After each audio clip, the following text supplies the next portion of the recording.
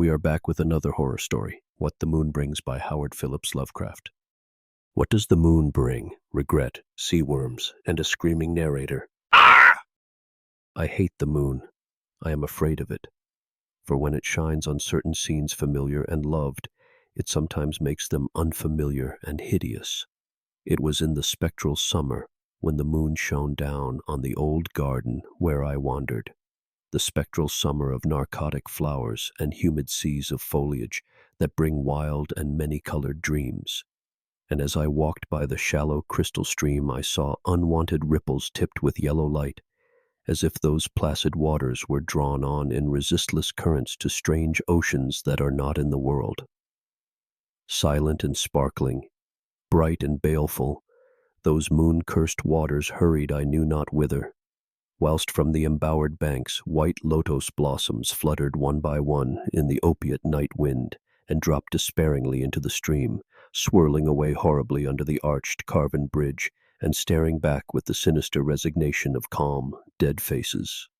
And as I ran along the shore, crushing sleeping flowers with heedless feet and maddened ever by the fear of unknown things and the lure of the dead faces, I saw that the garden had no end under that moon, for where by day the walls were, there stretched now only new vistas of trees and paths, flowers and shrubs, stone idols and pagodas, and bendings of the yellow-litten stream past grassy banks and under grotesque bridges of marble.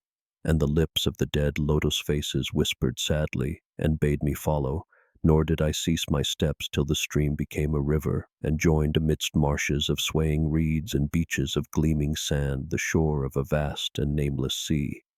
Upon that sea the hateful moon shone, and over its unvocal waves weird perfumes breeded, and as I saw therein the lotus faces vanish, I longed for nets that I might capture them, and learn from them the secrets which the moon had brought upon the night.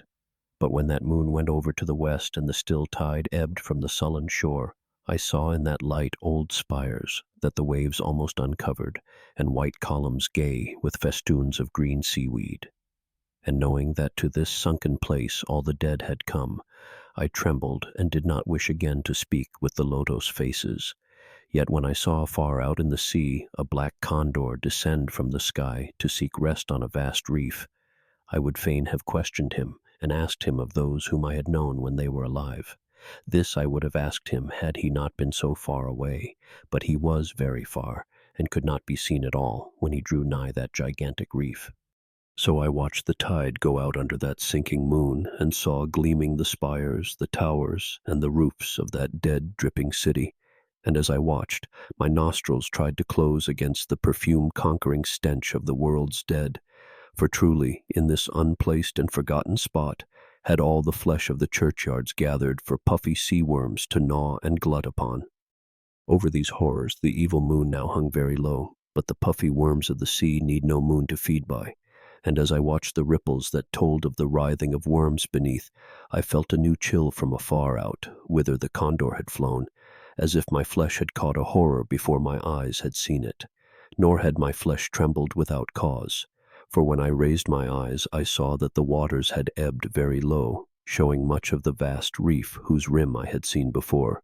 And when I saw that the reef was but the black basalt crown of a shocking eikon, whose monstrous forehead now shone in the dim moonlight, and whose vile hooves must paw the hellish ooze miles below, I shrieked and shrieked lest the hidden face rise above the waters, and lest the hidden eyes look at me after the slinking away of that leering and treacherous yellow moon. And to escape this relentless thing I plunged gladly and unhesitantly into the stinking shallows where amidst weedy walls and sunken streets fat sea worms feast upon the world's dead. And just like that we reached the end of this story. No answers, no escape, just sea worms and a leering moon. Ugh!